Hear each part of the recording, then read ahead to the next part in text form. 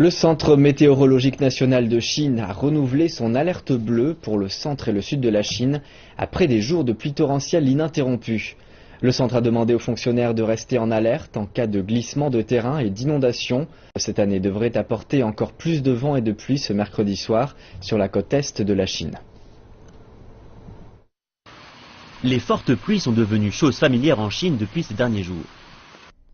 Dans l'est de la Chine, les barrages et les réservoirs sont mis à l'épreuve. Les autorités disent que 117 fleuves et rivières sont proches du débordement, et c'est aussi le cas du plus grand lac d'eau douce de Chine, le lac Poyang, mais aussi du lac Taihu. Il pleut depuis environ 20 jours. Les niveaux d'eau de la rivière qui débouche dans le lac Taihu ont beaucoup augmenté.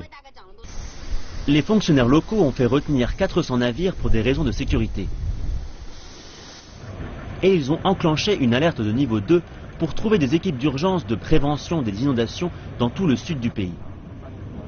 Les barrières d'eau ont été fermées pour éviter les inondations en aval à Nanjing. Les eaux d'inondation sont déviées vers un parc marécageux afin de réduire la pression qui s'exerce sur les barrages.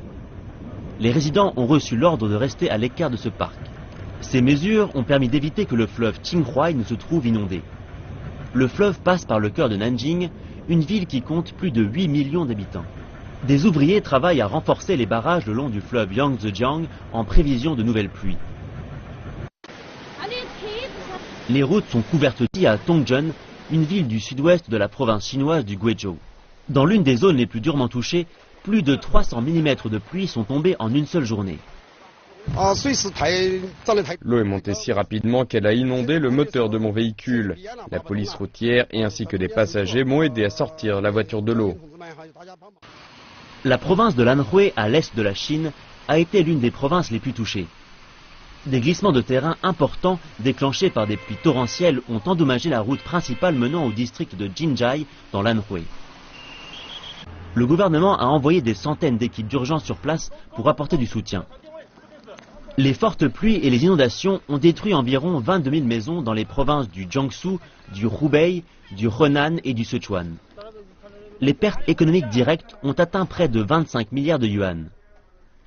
Des dizaines de milliers de personnes se sont jointes au secours dans les régions affectées par la pluie.